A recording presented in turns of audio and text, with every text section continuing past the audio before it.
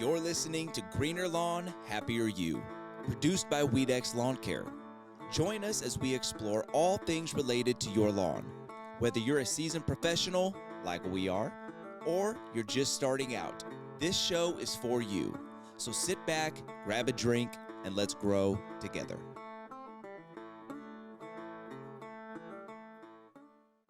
Welcome to the Greener Lawn, Happier You podcast. I am Nick. I am Brennan. What's going on, Brennan? It's been a little while. It has been a while since we've done a podcast. It's been a while since I've recorded my other podcast, too. Busy, right? Very busy. It's the spring in lawn care, and we are swamped. Yeah, lawn care and softball. That's my life right now. I didn't know you were a softball player.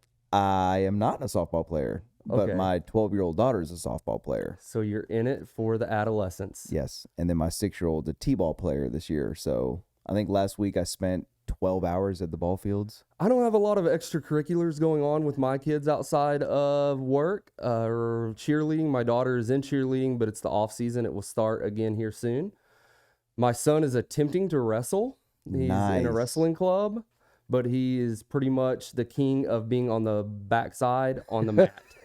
Like, he probably weighs 90 to 95 pounds as a 8.5-year-old, so he's a pretty big kid. Yeah. So you would think that he would be whooping some butt, but he has not figured out that it's more about, like, proper leverage and technique instead of throwing your weight around. Once he gets that. But once he gets that or realizes that he's stronger than what he thinks he is and knows how to use it and doesn't just, like, when a kid, like, they do a lot of, like, I would say like practice drills, and you're supposed to put resistance into the other kid trying to pin you. You're supposed to put into a fight, but my son just like immediately goes down to the mat, and I'm like, no, you're supposed to like fight back, wrestle him, Don't make it so easy. But he just like, I think he just enjoys getting his butt kicked. So I'm just like, when he comes out of the wrestling match, I'm not one of those all inclusive parents like that, like, oh, pat on the back, like you get a, you know, like a participation trophy. I'm like, you enjoy getting your butt kicked today? Yeah. He's like, yep.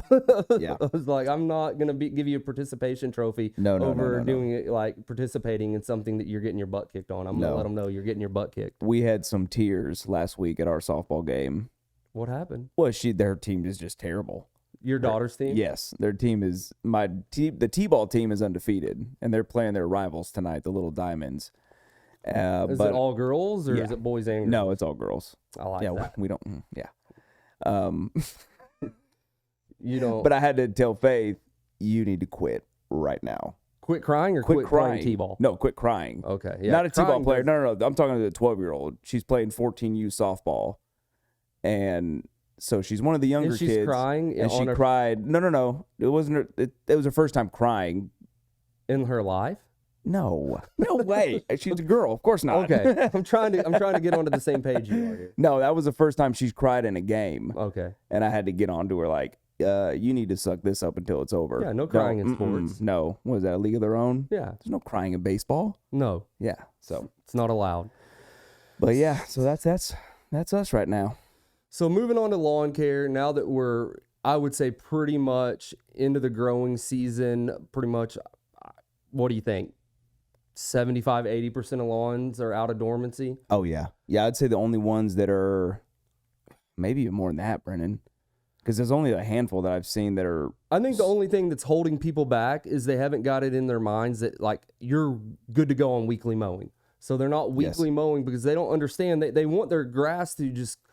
They think their grass isn't growing because they are mowing too frequently, so they think if they mow less frequently their grass will promote more growth, and I'm like, that's not the right way to think about it, because mowing frequently actually stresses the grass out and it wants to recover. It's like you or I, if we're sick or whatever, our body has natural receptors or whatever, right? Our cells that want to recover itself.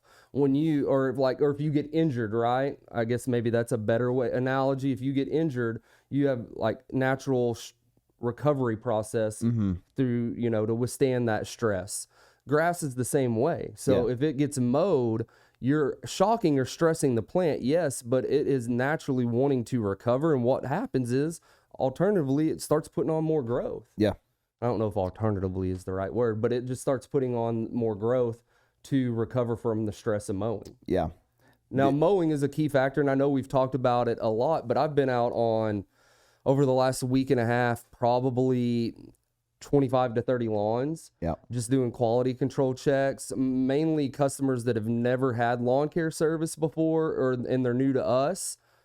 And the main conversation that I've had with every one of them is over mowing, because I think we overcomplicate this and we don't realize that mowing is the number one key factor to having a healthy lawn. Oh, yeah. And it's not infrequent mowing, it's frequent mowing.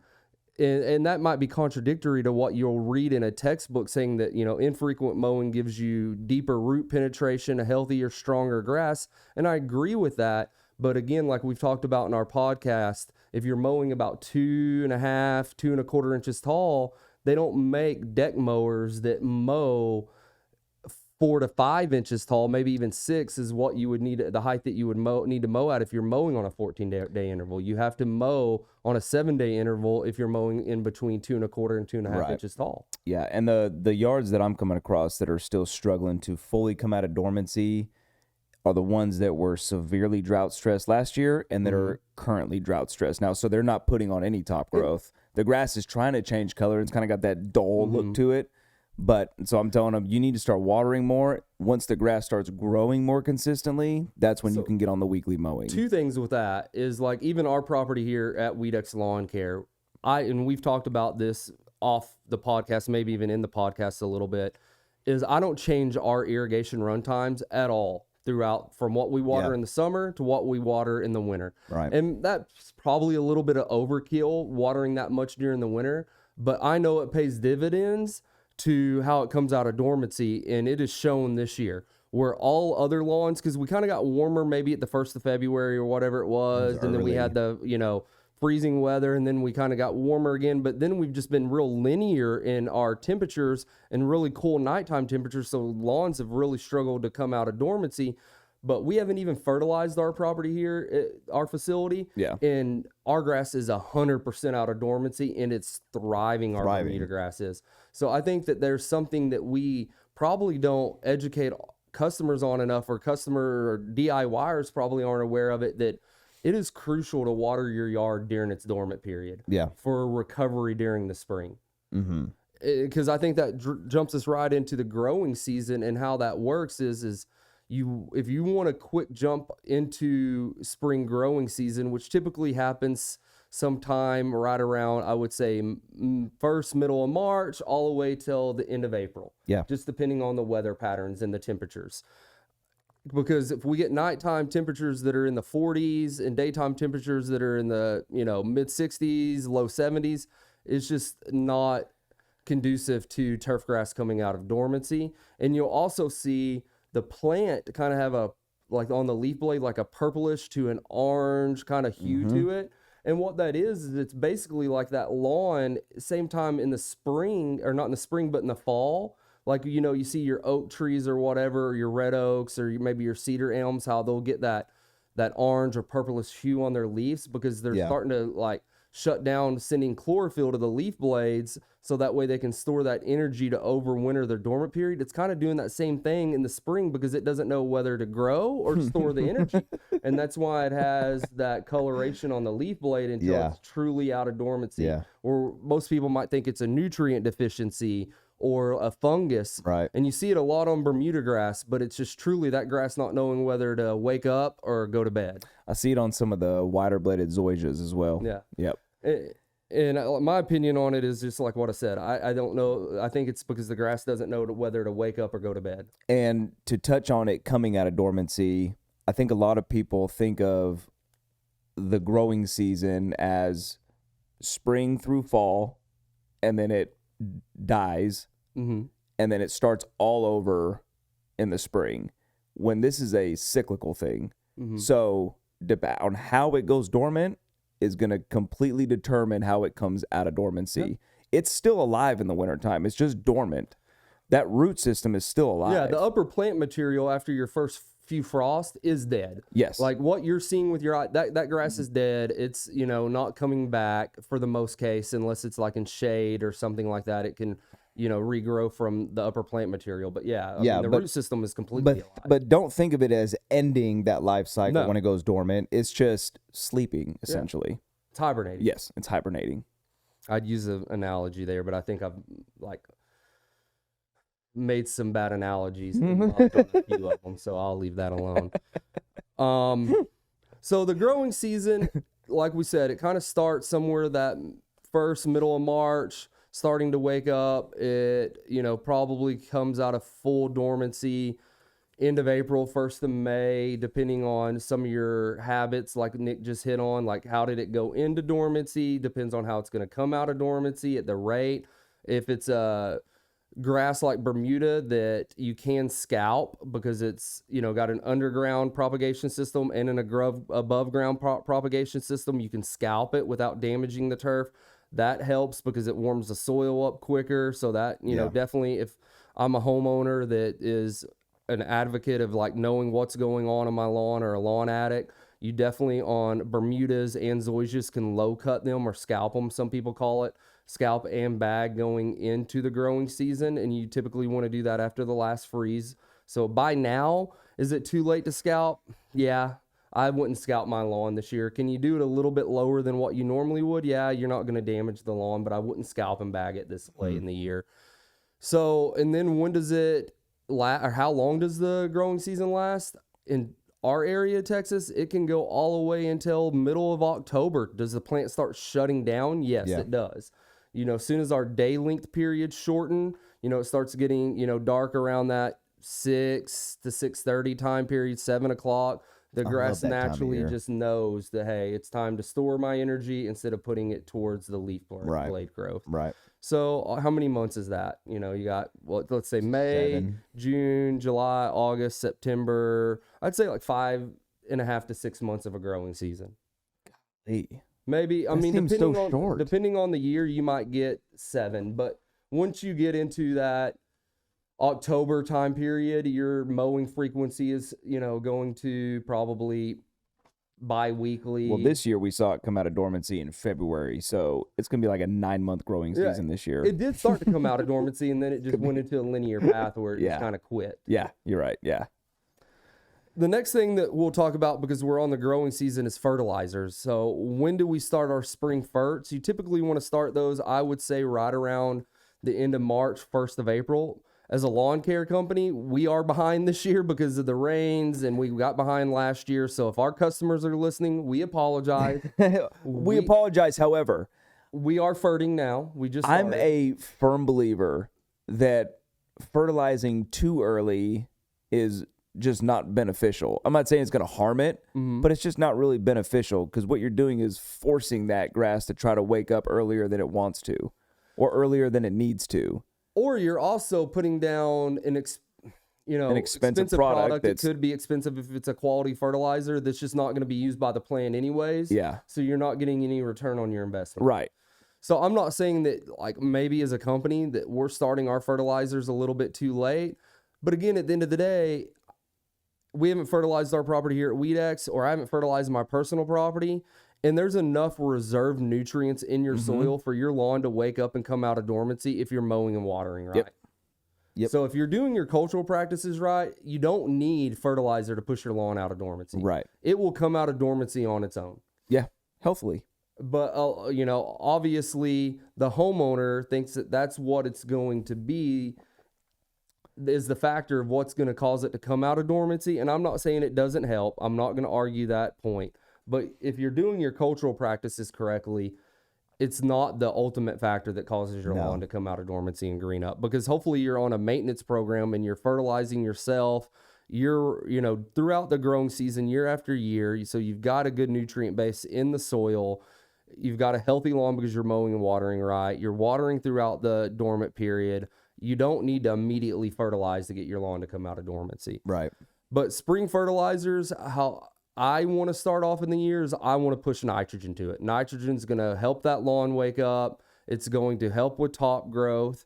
Do I want to put other macronutrients to the lawn? Yes, I want to put P and K to it, phosphorus and potassium, but we don't do that the first round right out of the gate. We do that the second round, so that way we can give that lawn nutrients like the potassium and phosphorus to withstand other stressful factors that it's going to, endure, like whether it be heat, insect, or disease. Right. Mainly heat, drought stress, it can help it, withstand some of those stress factors. So you definitely want to put P and K on there. P and K can also help with root development and recovery and withstand stressors. So we do put that on there. If I'm a homeowner doing it yourself, you definitely want to implement that into your fertilizer program. You definitely want to put P and K. There's a lot of phosphorus in the soil, but a lot of that's bound up and your turf grass won't be able to take it up if you're pulling soil samples. So you need to put supplemental phosphorus to it. Yeah.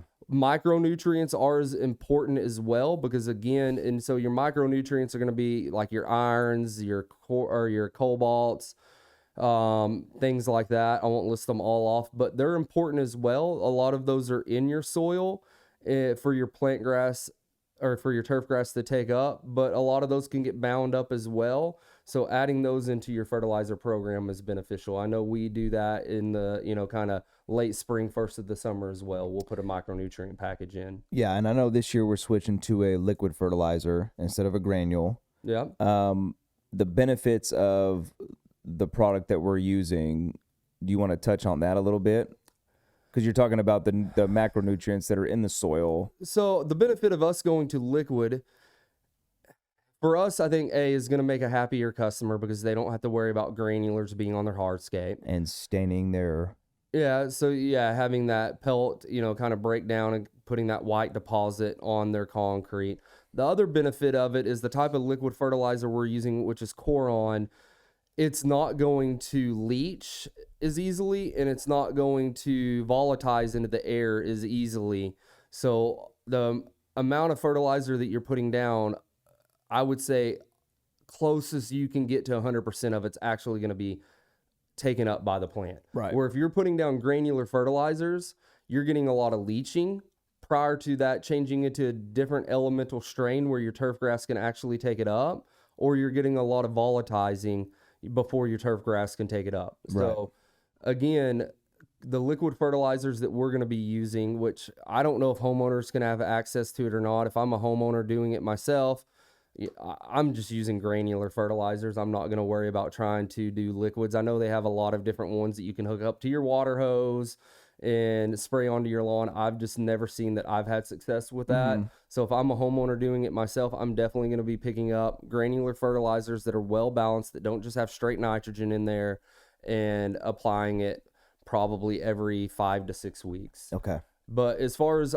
homeowners that are going to be taking our service, the liquid fertilizer that we're going to be using, I think is going to provide tons of benefit to their lawn compared to using granulars. Not that the granulars that we've used in the past didn't provide great results. I just think this is going to take us to the next level. Yeah. And being able to ensure that 100% or close to 100% of the product we're applying is actually going to be beneficial to that turf grass instead of it leaching or volatilizing. Right.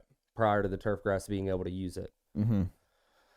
So, I don't know that I have anything else really to say about fertilizers. They're important to plant health and growth of the lawn, but it's not the end all be all like most people think it is. Like, we'll go out on lawns that don't look good and the customers are like, well, you just haven't put enough fertilizer on it.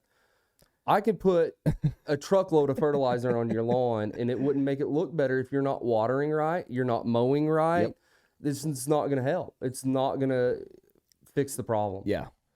Because we want to talk about diagnosing brown lawns, whether it be in the spring, like what you're looking at right now, coming out of dormancy, or throughout the middle part of the growing season. What would you say is the percentage of the issues on lawns that you're looking at throughout the spring coming out of dormancy and throughout the middle of the growing season while they're brown? They're dry. They're lack of water, or damaged, or they're mowing damage. Yeah. Because when you're mowing bi-weekly at 2 to 2.5 inches, you're cutting 80 to 90% of the leaf blade off, which that stalk of that plant is just like a tree. You're cutting into the trunk of that tree, which is always brown. Right. You're cutting all the foliage off. Yeah. If you're a homeowner and you mow your yard and you notice it's got those brown, it just looks brown everywhere where you mow, go get down on the ground and actually look at the grass. You'll see the stem of that plant, and then you'll see new growth next to it. And you'll see where you're cutting is cutting off that entire grass blade and just leaving the stem of that plant. And that's what's giving you that brown hue throughout the lawn. Yeah, I mean, your lawn should be just as green after you mow it as it was before you mow it. If you take a pass and it discolors, then you need to stop immediately. Yeah, you've damaged one pass of your lawn. Immediately stop and raise it by half a notch, so that way it's only one pass that has to recover and not the other 98% of your lawn. Yeah.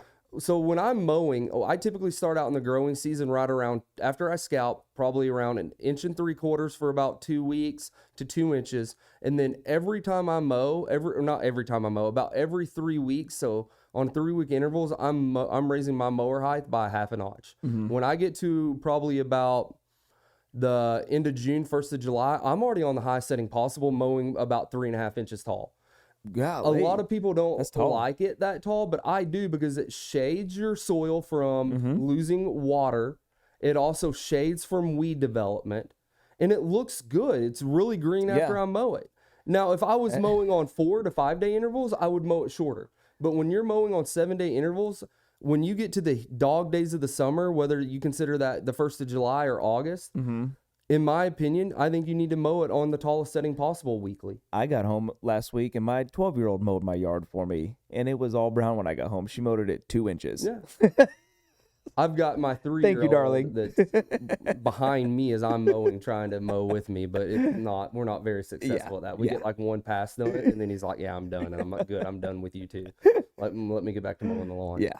So you run, and right now you're running a lot of service calls. It's just the time of the year where people just don't understand why their yards aren't greening up yet. And you have to explain to them the issues they had last fall, coming into dormancy, now coming out of dormancy. I know you hit on that earlier, but then you're on a lot of lawns throughout the summer. And I would imagine 80% of them or higher are probably because of improper watering or improper mowing. Yeah.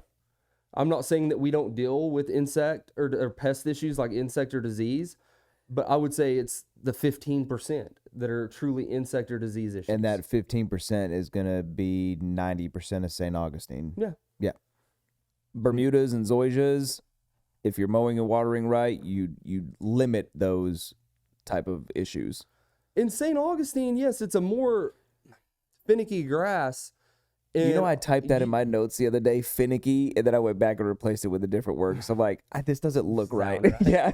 It's a more finicky grass. It requires more maintenance. It requires more responsiveness.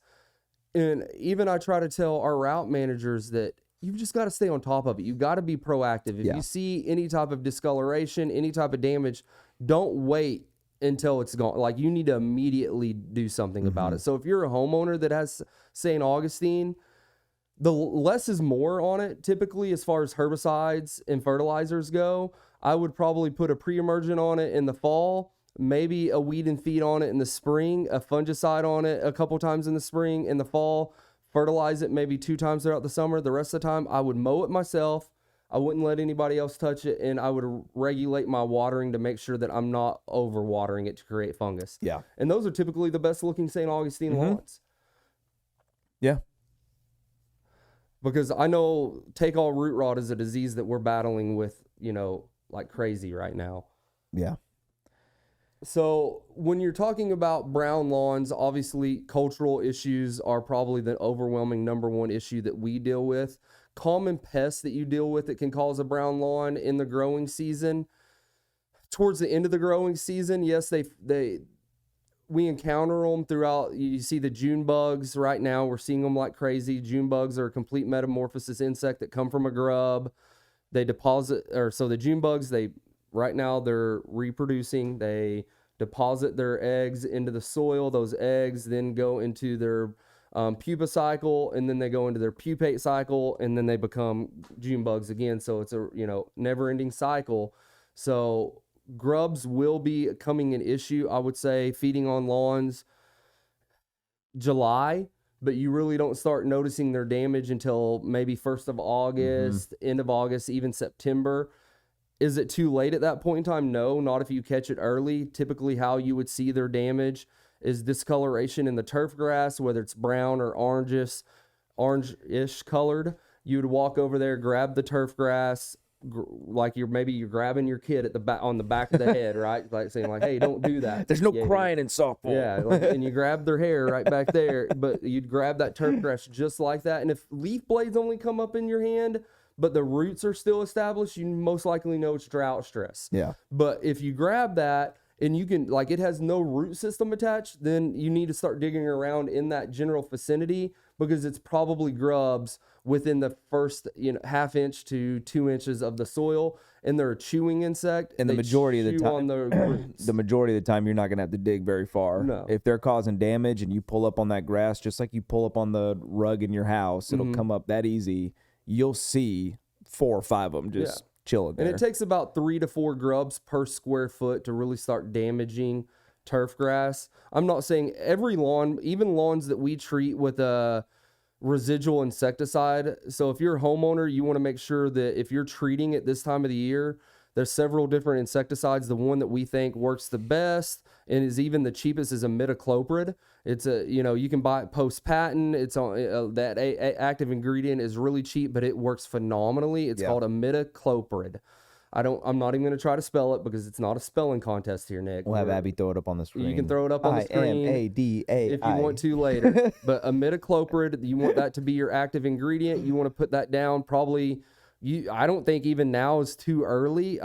June bugs are coming out early this year. As a company, we're probably going to do it right around the middle of May is when we will start it, and it'll give you about a 4-month residual. So it's not going to stop the June bugs from coming from a neighbor's lawn or wherever and putting their eggs into your lawn.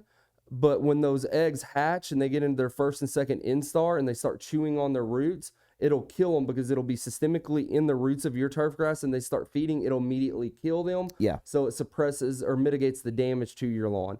But if you beat it and you're too late to the punch, if you find them later on, like September, end of August, we talked about, you can pull up on that turf grass and the roots just release. You can get an curative that will kill the grubs after they're already there feeding, and you can typically recover the lawn pretty quickly. Mm-hmm.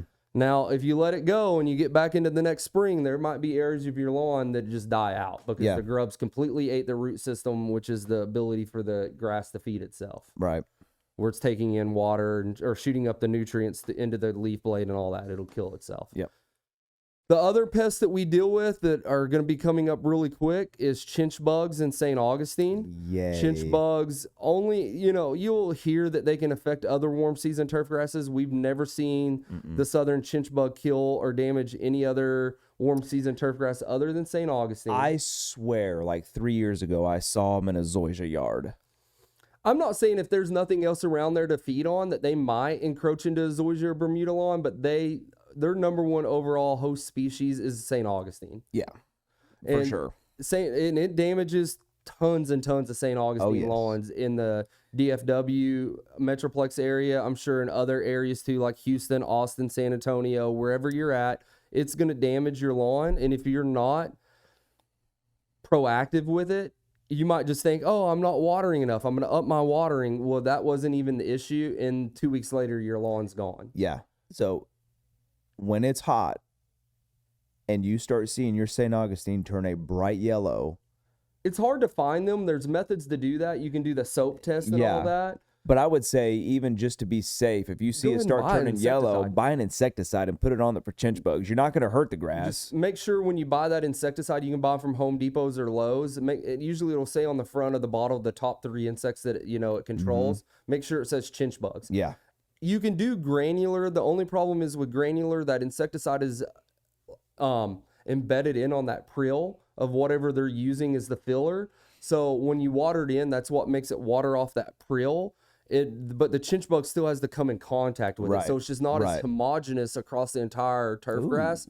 That's why I like to use liquid, because you can get better coverage with it. Yeah. And then try to ensure that chinch bug comes in contact with that insecticide. Yeah. And I'm all about IPM, integrated pest management. If you don't have a problem, don't use an insecticide, because obviously we care about the environment. But as a homeowner, the way that you can see if you have chinch bugs, in the summer, it starts to get May, June, it's starting to get hot, your turf grass is starting to discolor, You check your irrigation system, it looks good, you've gotten adequate water, but yet it's discolored. You can use the soap method where you get like some Dawn dish soap, put it into like a little like mop pail or whatever, and pour it over not the area that's already dying or dead, maybe the outside ring of it, pour it over that, and that'll make those chinch bugs float up. And just Google what a chinch bug looks like. You know, it's pretty obvious. Once you know what it looks like, it's pretty obvious when you see it. But they'll float up. Our guys are typically diagnosing them without doing that, just by digging through the thatch layer and in the plant material, they can see the chinch bugs. We are trying as a company some systemic products that are going to give us control of it. We're not bringing it to our entire customer base yet. We want to make sure the product is going to give us the results that we want before we can build a program on it, kind of like our fungicide program. But again, good products for that are going to be pyrethroids like bifenthrin, and they make other pyrethroid products that control chinch bugs. I don't know all the active ingredient names, but bifenthrin is going to be your most common one. Yep. Other pests that we deal with in the summer that really damage lawns, like, insects. There's not many. I mean, cutworms, sod webworms, but we don't deal with those here very often. You can get armyworms, but that's not till the end of the year. Armyworms are more of like an aesthetic issue. They don't really kill lawns because they just scalp the upper plant tissue. The other one is like crane flies. So crane flies leave, like the mosquito hawks or whatever. If they're real bad, they will deposit eggs and they can feed on turf grass too. So, but we don't really deal. They're not like I think I've dealt with that maybe twice. Off and on, they're not like a primary insect pest that we deal with. Bermuda mites would be the other one that we haven't talked about. Bermuda mites they're a hard one. Bermuda mites, if you're a homeowner and you're mowing your yard on a weekly basis, you're watering well, you start to see your turf grass look thinned out, stressed. And then you start getting a closer look at it because Bermuda mites are microscopic. You're not going to be able to actually see that pest unless you have like a 10 by 20 microscope and you pull off the leaf tissue and you put it under the microscope. Like if you're a geek and you want to geek out and get into that, do it. All like hands on, do it, right? I kind of want to do it. But what you would do to be able to visually see the damage without putting it under a microscope to see if you have that is go to that grass, and if you see on the like upper plant tissue, it looks lollipopped or witch broomed or tuft, most likely you have that and your grass is starting to thin out. What you can use on that are different types of miticides. They don't make a great product mainly because of where the Bermuda mite lives. It's protected by the plant because they feed on the plant in between like the stem and the node. So they're kind of like in a protective barrier from the plant. So it's just not that they don't make a great product to kill it or miticides. It's just getting the miticide into the area of the plant where it damages it. So making sure that you're putting surfactants, adjuvants that can help spread that product or make it displace on that leaf blade a little bit better helps. We use miticides on it. Again, our main product that we use on it is another pyrethroid. We use bifenthrin, which isn't a true miticide, but it does have characteristics that will kill mites, and it's worked very well for us. But the problem is with it is we might have to do 3 to 4 treatments over spaced on 14-day intervals to really suppress it. The other thing that you can do with that insect is if it only affects Bermuda, they do have a zoysia mite as well. We don't run into it very often. Yeah, no. But when you go to do your spring scalping, you want to make sure you bag and dispose of all those clippings because they leave behind their eggs in that upper plant material, right? Yeah. So you can get rid of a lot of the egg hatch. So other than Bermuda mites, chinch bugs, grubs, armyworms, there's not a lot of other just primary pests that we deal with on the insect side. No, that's basically it. The other thing is a homeowner or a lawn care company, which we're not doing this podcast to help lawn care companies out, but homeowners that you need to look at is fungus. We've talked a lot about them. Take all root rot is prevalent right now. Top dressing with peat moss, top dressing with peat moss, and top dressing with peat moss again every 2 to 3 weeks. Take all root rot, one of the best things you can do for it is top dress it with peat moss. So what do you do for take all root rot? Top dress it with peat moss. And tell them the Peat reason why moss. you want to do that. Because it'll raise the acidic content in the soil. And that's going to help suppress those fungal spores. In the soil as well on the plant tissue itself. Yeah. Because the reason why here in North Texas, a lot of our soils are between like that 7.2 and 7.8, so they're more alkaline, and take all root rot or take all patch, some people call it, thrives in more alkaline conditions. So putting peat moss on there can help suppress it and allow the grass to recover. Root rot makes it sound way more aggressive, which it is. Yeah. I like root rot. Yeah.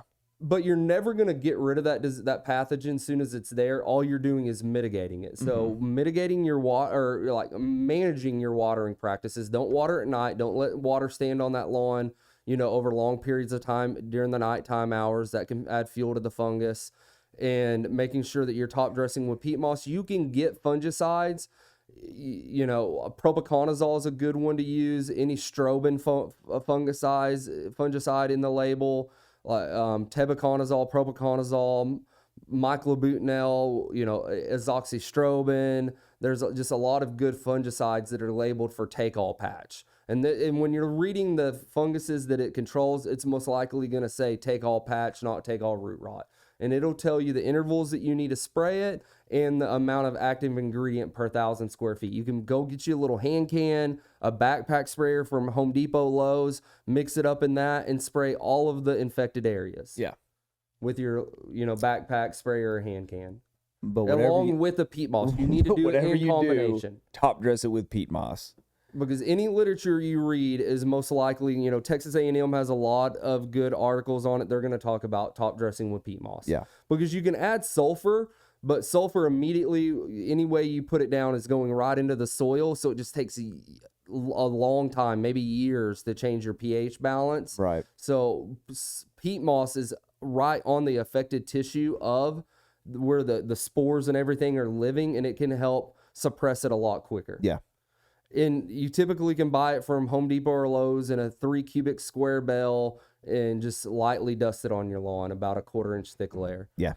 Gray leaf spot's another fungus that we'll deal with. It's just not as overcoming or of a it's not as devastating to St. of a Augustine. disease. You just need to control your watering. Peat mossing can help as well, but it really doesn't rear its head until we get more humid kind of nighttime temperatures and stuff, and it'll usually put a lesion on the leaf blade and then start affecting or declining the turf grass through chlorosis and upper plant material loss. Yeah. And that one's very obvious. I mean, it's pretty obvious when you got gray leaf spot. So I think that kind of concludes everything that we kind of wanted to talk about. Welcome to spring in North Texas. So there's a lot of things that you never would think lawn care is as complicated as it is. Oh my goodness. But if you want to make it simplistic, again, mowing, watering, and what we do. Yep. Mowing and watering are always more important, because you can have a green lawn full of weeds as long as you mow and water right. Mm-hmm. From a distance, it looks great. We had a lady today say she was canceling because she didn't realize how many weeds she had, and her grass is so thin now that it's bare. Yeah. And like around the trees and Because stuff. we got rid of all the weeds. And she said, I think I'd rather just have the weeds. Yeah, because when I don't want to mow and water right to she's get out in the bigger grass. country. She's like, I don't have an HOA. I don't care about weeds. I just want green. Well, I think I'd rather have my I would weeds. tell her, then your best bet is to mow weekly and water efficiently, and you're going to have a green lawn full of weeds. Yeah. Because weeds, there's millions of different weeds that love shade. Yeah, they're going to thrive in her yard. They don't care. They get in where they fit in. Yeah, that's right. Yeah. So we got a Q&A now, right? Yes. Some of these are good. Yeah, so let me pull this email back up. I know Abby will There's one I'm curious to see what you're going to say on. Abby will put these pictures and lay them in the podcast so our viewers all maybe, how many do we have now, Abby? 22. 22,000 listeners. That's amazing. Nice. That's not bad. You guys rock. So the first one is, I'll take this one, Nick. Okay. It's a picture of a really bad looking lawn right next to a fence. I don't know where the other one, maybe it's in the same area.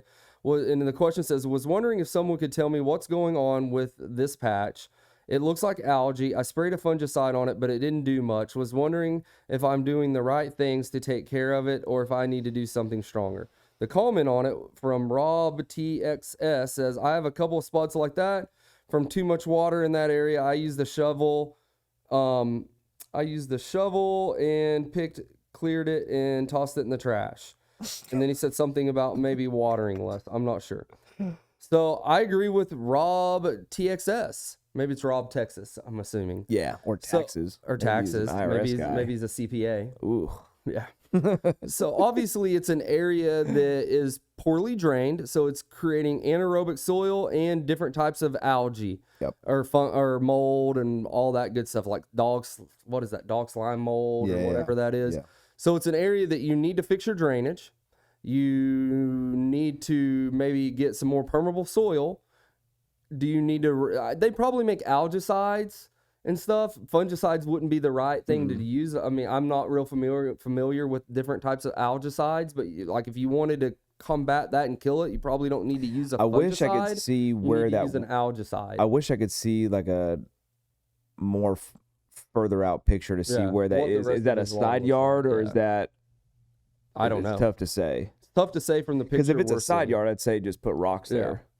So if it's not a side yard, that you could do hardscaping like river rock and crushed granite and flagstones, stepping stones, then you definitely need to mitigate the drainage issue. Let that area be more breathable. That air has to have, or that soil has to have oxygen that passes through it, because ultimately you get the soil to be anaerobic, and then that anaerobic soil basically provokes an environment that no plant material is going to grow in. Yeah. So, I mean, other than you need to get the soil more permeable where water and air can flow through it better. Right. Or you're never going to fix that issue. Yeah. But like what Nick's saying, if you're a homeowner that's dealing with this, and if it's like a side yard or maybe up next to a fence or an area where you can turn that into a rock bed or a decomposed granite pathway or whatever, it might be more expensive to do that and then scrape it out and resod. But ultimately, if you're not fixing the drainage issue or whatever that's causing that, and you resod it, you're just going to put, several $1,000s in it to turn around to do it in a few years later. Yep. Where if you're hardscaping it in whatever fashion you want to do that, it's more expensive, but buy once, cry once. Yep. It's a permanent fix. Yeah, it's a permanent fix. Definitely put down like a weed guard if you're going to do that. Yeah. So you want to do the next one from Chris Mike Epler? I want to talk. I don't want to talk about the holes in his yard. I want to talk about the take-all in his yard. That definitely looks like take-all. It looks like take-all root rot. Yeah, that yellowing, that chlorotic growth that you see, that's what you're going to see with take-all root rot, and the way it thins it out like that. Now the holes, I have no idea. He said they showed up this morning. He says just moved into a new house. What's going on with these holes? They just showed up this morning in this one area. Yeah. I mean, earthworms, maybe. I'd have to look at the holes and see if they're putting out any casters. Yeah, I would say, but usually it has like a little mound of dirt on top of them. They call it casters. There's casters on it. Or castings, maybe. Like castings, because they're soil castings, like deposits of soil. And earthworms are going to come out after a rain, right? Yeah. Or if it's really hot outside because the soil dries up, they're looking for moisture. But they're going to come up when their soil is really oversaturated. But earthworms are good for your soil because they're breaking down the organic material in your lawn for your turf grass to use, and they're natural aerators. Yeah. So you don't want to get rid of earthworms. That means you have healthy soil. So I definitely wouldn't be doing that. But you need to top dress with what? Peat moss. Peat moss. That'll fill those holes too. Yeah. But if it is earthworms, golf courses, yes, they're going to do some sort of mitigation on that, because especially if it's like on a greener fairway, because most people don't like to play on a surface that has a bunch of earthworm castings. But here in our industry, like, more power. I love earthworms. That means you have a healthy soil. For sure. So let me move back to... is that what we settled on? We're going to call those earthworm holes? Let's call them earthworm holes. You got earthworm holes and take-all root rot. The only other things that would be doing that is mole crickets, which I don't ever see that we deal with mole crickets in our area. The other thing would be cicada killers. Those don't look like those holes. Cicada killers, it's too early for cicada killers. Yeah. Cicada killers, if you're not familiar with those, leave a good size, a big hole. casting outside of it. And cicada killers are a big bumblebee, wasp-looking thing that actually, in their ground-dwelling insects, and they don't really... They're predatorial, like they'll try to chase you off, but they don't sting you. Yeah, I've never had one sting you. I've never seen one sting me. Obviously, I've never seen one sting me. I've never seen one sting me. I've never seen one sting anybody, and I've never heard of it. But they are predatorial. They'll chase you out of there. What did I push you into that one That day? was a wasp nest, Nick, that you pushed me into. We were treating a lawn, or looking at a lawn, and wasps, like paper wasps, started flying at us, and Nick took off in a dead sprint. And I'm looking behind me like, what's going on? Walking on a retaining wall because he's on the upper retaining wall too. He pushes me off the retaining wall in like basically every man for himself type mentality. I'm like, and I got stung like 2 times in the back of the neck. I took one for the team without even knowing it. I appreciate it, Nick. Yeah, those are scary. So the next one is by Oscar Cortez. Nothing running, but I got this going on. Could it be a bad valve? So he's got a parkway area between a sidewalk and curb. He's got a beautiful lawn. And on the like curb side and the parkway side, he has like looks like irrigation or water, right? So most areas between your parkway or your sidewalk and curb in North Texas is going to be drip irrigation. Drip irrigation is all underground tubes that have emitters in it. So you don't see like pop-up spray heads or rotors, watering the lawn. It's just going to be all right to the root zone. So if he doesn't have his sprinkler controller on or anything running, then yeah, I would imagine he's got a stuck valve and it's just running nonstop. So he needs to call an irrigation company to come out and replace that valve or figure out like why his controller's sending constant power to that valve. Yeah. So Andy's Sprinkler and Drainage is a great irrigation company. Call them out and get them to replace the valve or see if you got a power issue going on. They have done many work for us or much work for us. The next one, Nick, we did get some comments on it, but I'll let you go over it. New homeowner and yard addict. Can anyone identify what grass this is? I gotta say, if you're a yard addict and you don't know what kind of grass this is, he's a transplant. Maybe it's a new drug for him. Yeah, it could be. He's a new addict. Yeah. Can anyone identify what grass this is? I've been given 3 different answers, and I just want to purchase the right stuff for overseeding. I've got more photos if these aren't useful enough. Located in Hazlet, Texas. Bermuda. It's Bermuda. That's your Bermuda grass. And it's a beautiful Bermuda lawn. You have Abby will inlay these photos stand in on the podcast, and it's a beautiful Bermuda lawn. So would you... Maybe he's not he's a new homeowner, so let's just assume that maybe he came from the Midwest or Northeast or wherever, and he's not used to warm season turf grasses, because that's the first thing that draws my attention to it.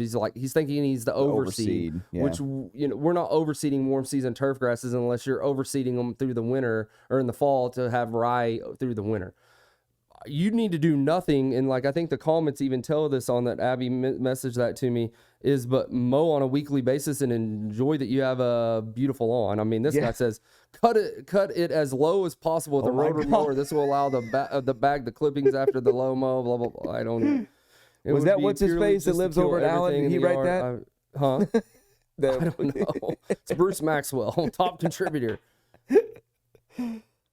Yeah, I mean, he says it's Bermuda. I like that. I do at least 2 times. I mean, he's saying to mow it twice a week. You can mow, real low, and that's fine. If he wants to use a rotary mower, which I'm assuming he's saying, rotary would be a deck mower, not a real mower. So he's saying mow it low twice a week with a rotary mower. That's fine. He's giving him some good advice. Mowing it twice a week. This other one says...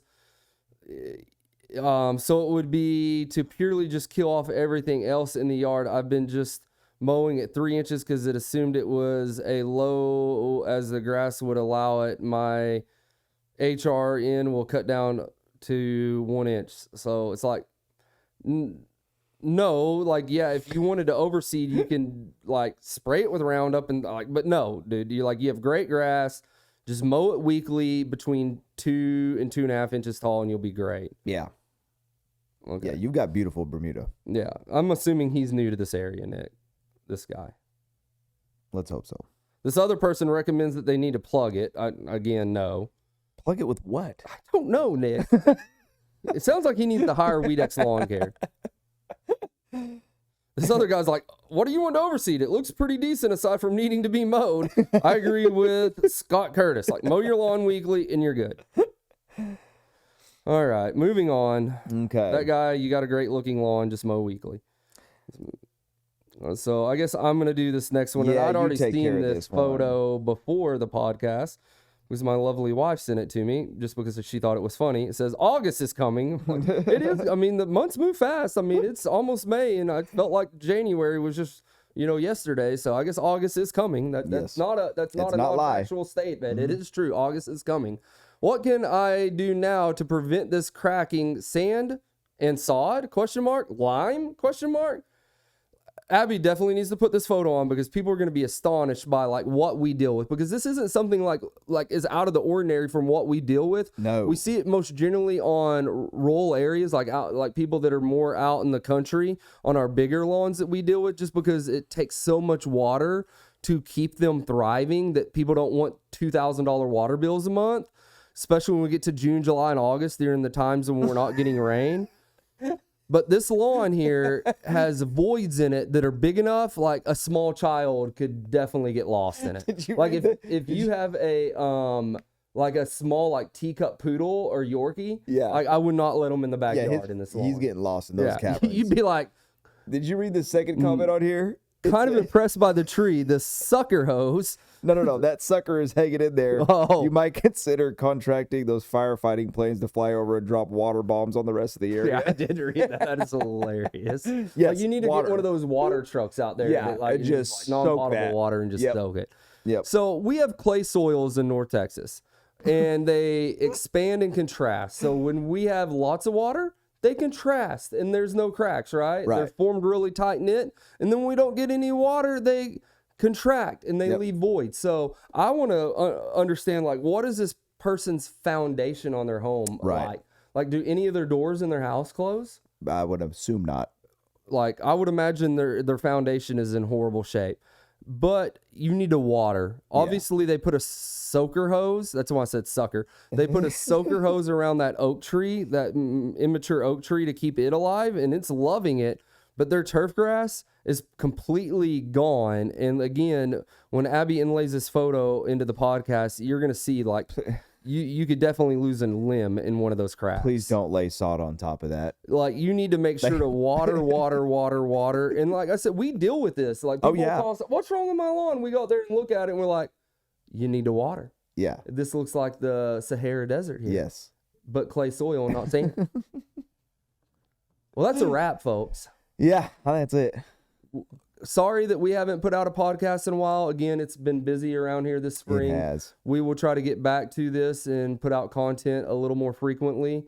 Next week, we're going to leave you with a surprise. Next week, or not next week, but the next podcast, we do have some information coming out, and you'll just have to wait around for it.